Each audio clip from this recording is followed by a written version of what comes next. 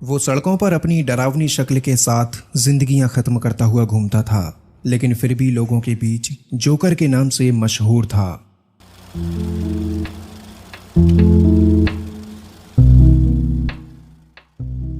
Jamie ओसूना एक ऐसा serial killer जिसे पुलिस ने जब जेल में बंद किया था तो उन्हें लगा कि उन्होंने बहुत सारी जिंदगियां बचा ली हैं, लेकिन जेमी ने अपनी भूख मिटाने के लिए जेल को भी लहूलुहान कर दिया।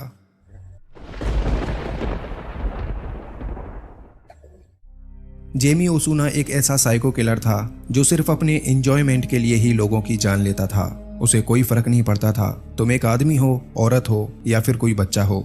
उसे तो बस मजा चाहिए था जो लोगों को तड़पा तड़पा कर मारने में आता था। जेमी लोगों के खून का इतना प्यासा हो चुका था कि एक बार तो उसने एक आदमी को इतनी बेरहमी से मारा कि उस आदमी के सारे बॉडी ऑर्गन ही बाहर निकाल दिए, और जब पुलिस ने आकर उसे पकड़ा था तो वो उन सभी बॉडी ऑर्गन का एक हार बनाकर अपने गले में पहने हुए खड़ा था। तो अब सोचने वाली बात यह है कि आखिर ऐसी क्या चीज है जो एक इंसान को इतना डेंजरस बना दे? क्या कोई बीमारी या फिर पास्ट एक्सपीरियंसेस? चलिए फिर हम जेमी ओसूना की जिंदगी पर अच्छे से नजर डालते हैं। जेमी ओसूना की कहानी तब शुरू होती है जब वो अपनी माँ के पेट में था। जेमी इस दुनिया में आने ही वाला था कि तभी उसके माँ बाप के बीच भयंकर लड़ाई हो जाती है। लड़ाई में जेमी के फादर उसकी माँ के पेट पर लात मार देते हैं, जिसका नतीजा भुगतना पड़ता है जेमी को। इस हादसे के 2 हफ्ते बाद जब जेमी का जन्म होता है तो उसकी फिजिकल चोट हर किसी को दिखाई देती है, जो थी उसका एक कटा हुआ कान। लेकिन माँ के पेट में लगी हुई लात का असर जेमी की मेंटल हेल्थ पर क्या हुआ, ये आप आगे की कहानी में जानेंगे। तो जेमी बेचारा जैसे जैसे बड़ा हो रहा था वो अपने बाप की दहशत में घुट रहा था। उसका बाप हर रोज जेमी की माँ को लात, घूंसों और बेल्ट से मारा करता था, जिससे इन माँ बेटी की जिंदगी बद से बदतर बनी हुई थी। तो अब जेमी साल भर का ही हो पाया था कि उसके माँ बाप के बीच तलाक हो जाता है, और अब जेमी की पूरी जिम्मेदारी जेमी की माँ मिशेल के ऊपर आ जाती है। कुछ टाइम बाद जेमी की माँ अपने बेटे के अच्छे फ्यूचर के लिए जेफ नाम के एक आदमी से दूसरी शादी कर लेती है। लेकिन जेमी के साथ यहाँ भी वही सब होने लगता है जो उसकी पैदाइश के बाद से होता आया था। दरअसल जेफ को सिर्फ मिशेल से प्यार था, उसके बेटे से नहीं। इसलिए जब भी मौका मिलता वो जेमी को बुरी तरह से मारा करता था। एक बार की बात है, जेमी सिर्फ 2 साल का ही हो पाया था, तब पूरी फैमिली कार में कहीं जा रही थी और तभी जेमी किसी नॉर्मल बच्चे की तरह ही रोने लगता है। अब जेमी के रोने से परेशान होकर जेफ जेमी को चलती हुई कार से धक्का देकर नीचे फेंक देता है। हालांकि कार से गिरने पर भी जेमी को ज्यादा चोट तो नहीं आती, लेकिन मेंटली कोई चोट आई हो ये किसे ही पता था। तो जेमी के स्टेप फादर का अब्यूज बढ़ता ही जा रहा था। अब वो सिर्फ जेमी तक ही सीमित नहीं था, बल्कि मिशेल को भी बुरी तरह से मारने पीटने लगा था। एक बार तो उसने जेमी और उसकी माँ को पेड़ से बांधकर बुरी तरह मारा था, जिसके बाद इन्हें हॉस्पिटल तक ले जाना पड़ा था।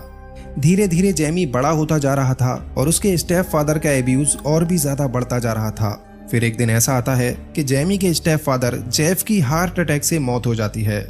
जेफ के मरते ही मिशेल की जिंदगी तो सुकून में आ जाती है, लेकिन जेमी के ऊपर उसके एब्यूज का इतना बुरा असर पड़ा था जिसके बारे में उसकी माँ ने सोचा भी नहीं होगा।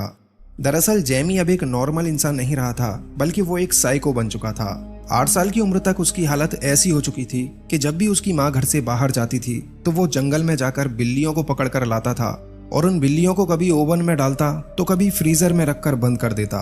अभी तक तो जेमी को सिर्फ जानवरों को ही तड़पा तड़पा कर मारने में मजा आता था, लेकिन धीरे धीरे उसका ये साइकोपन इंसानों पर भी हावी हो गया। जेमी सिर्फ 13 साल का ही हो पाया था और महज 13 साल की उम्र में ही उसने अपना पहला मर्डर किया। एक 27 साल का आदमी था जिसका चाकू से गला काटकर जेमी ने उसे मार डाला। इसके बाद जेमी जब 15 साल का हुआ तो उसने अपनी लाइफ का दूसरा कत्ल किया, जिसमें एक 33 साल की औरत को मौत के घाट उतार दिया। फिर अगले साल ही उसने एक और आदमी को चाकू से मारा, जिसके बाद वो पहली बार पुलिस के हत्थे चढ़ा और इस वक्त उसकी उम्र 16 साल थी। इस जुर्म के बदले जेमी जेल तो जाता है, लेकिन नाबालिग होने की वजह से सिर्फ 4 साल की सजा काटकर ही बाहर आ जाता है, और ये बात 2007 की है। जेल से बाहर आने के बाद जब पहली बार जेमी की गर्लफ्रेंड जोएल ने उसे देखा था तो वो बुरी तरह से डर गई थी, क्योंकि जेल के अंदर जेमी ने अपने शरीर और चेहरे पर इतने ज्यादा टैटू बनवा डाले थे कि वो और भी ज्यादा खूंखार और डरावना दिखने लगा था। अब जेल से बाहर आते ही जेमी सबसे पहले अपनी गर्लफ्रेंड जोएल से शादी करता है, और जोएल को लगता है कि अब सब कुछ ठीक हो जाएगा। लेकिन शादी के बाद भी जेमी के अंदर कोई चेंजेस नहीं आते और उसका असली खूनी खेल तो अब शुरू होना था। शादी के 6 महीने भी नहीं गुजरे थे कि जेमी बिल्कुल अपने फादर की तरह ही अपनी वाइफ को मारना पीटना और टॉर्चर करना शुरू कर देता है, जिसके बाद जोइल समझ जाती है कि इस आदमी के साथ रहना मौत को दावत देना है, इसलिए वो जल्दी ही जेमी से तलाक लेकर अलग हो जाती है। इसके कुछ दिनों के बाद जेमी एक बर्थडे पार्टी में जाता है और वहां जोइल के एक फ्रेंड से उसकी कुछ बहस हो जाती है, जिसके बाद जेमी पास में रखा चाकू उठाता है और उस चाकू से कई सारे वार करके जोइल के फ्रेंड को भी मार डालता है। अब एक बार फिर से पुलिस उसे अरेस्ट करती है और कुछ सालों के बाद जेमी जमानत पर बाहर निकल आता है, लेकिन इस बार जैसे ही वो जेल से बाहर आता है तो 2 दिन के अंदर ही वो एल मोराको मोटल में एक और महिला की हत्या करता है, जिसका नाम वेद पेनिया था और वो 6 बच्चों की माँ थी। अब यहीं से जेमी अपनी वाइफ जोइल के पास कॉल करता है और उसे भी जान से मारने की धमकी देता है। वो जोइल से कहता है कि जैसे अभी उसने एल मोराको मोटल में वेद पेनिया को मारा है, उसी तरह वो जोइल को भी खत्म कर देगा। ये सुनकर जोइल काफी डर जाती है, क्योंकि उसे अच्छे से पता था कि जेमी कितना बड़ा सनकी है। अब डर के मारे जोइल तुरंत ही पुलिस को फोन लगाती है और पुलिस में जेमी की कंप्लेंट दर्ज कराती है। अब इसके 5 दिन बाद पुलिस के पास एक कॉल आता है, जिसमें उन्हें बताया जाता है कि एल मोराको मोटल में एक औरत मरी पड़ी है। खैर, अब जेमी को अरेस्ट कर लिया जाता है और उससे पूछताछ होती है, और इस पूछताछ में जेमी पुलिस को पूरी सच्चाई बताता है कि उसने ये मर्डर कैसे कैसे किया। सच्चाई जानने के बाद पुलिस को एक और बात पता करनी थी कि आखिर जेमी ने वेद पेनिया का मर्डर क्यों किया, और इसका जवाब मिलता है जब पुलिस वेद पेनिया की लाश का चेहरा देखती है। असल में वेद पेनिया की शक्ल हूबहू जेमी की वाइफ जोइल से मिलती थी, इसलिए जोइल के ऊपर फ्रस्ट्रेशन के चलते जेमी ने वेद पेनिया को मार डाला। अब इसके बाद जेमी को जेल में डाल दिया जाता है और कोर्ट रूम में जब उसे उम्र कैद की सजा सुनाई जाती है तो वो वेद पेनिया के परिवार के सामने बड़ा ही अजीब बिहेव करता है और हंसते हुए उन्हें गालियां तक देता है। जेमी के इस पागलपन को देख एक चीज तो क्लियर थी कि उसे अपने किए का कोई पछतावा नहीं था और ना ही उसे अपनी सजा का कोई डर था। भरी अदालत में वो ऐसे हंस रहा था जैसे कि उसकी कोई ख्वाहिश पूरी हुई हो, और इसी दौरान उसने सबके सामने कहा कि अब बाकी की जिंदगियां वो जेल में खत्म करेगा। अब उसकी इसी धमकी की वजह से जेल के अंदर उसे सभी कैदियों से अलग रखा जाता है, जहां उसके आसपास कोई आता जाता भी नहीं था। लेकिन फिर 2 साल गुजरने के बाद पुलिस को लगता है कि जेमी अब पहले जैसा नहीं रहा, उसके अंदर बदलाव आ चुका है। तो 2 साल के बाद उसकी सेल में लुइस रोमेरो नाम के एक और कैदी को डाल दिया जाता है, जो कुछ ही दिनों में जेल से रिहा होने वाला था।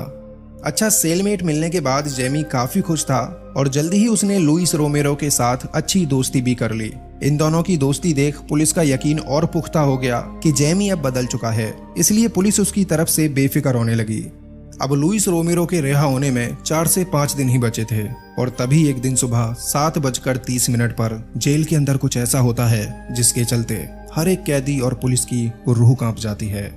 सुबह सुबह जेल का एक गार्ड जेमी और लुइस की सेल को चेक करने आता है और सेल के अंदर वो देखता है फर्श पर लुइस रोमेरो की लाश पड़ी हुई थी और पूरी सेल के अंदर हर तरफ खून ही खून बिखरा पड़ा हुआ था।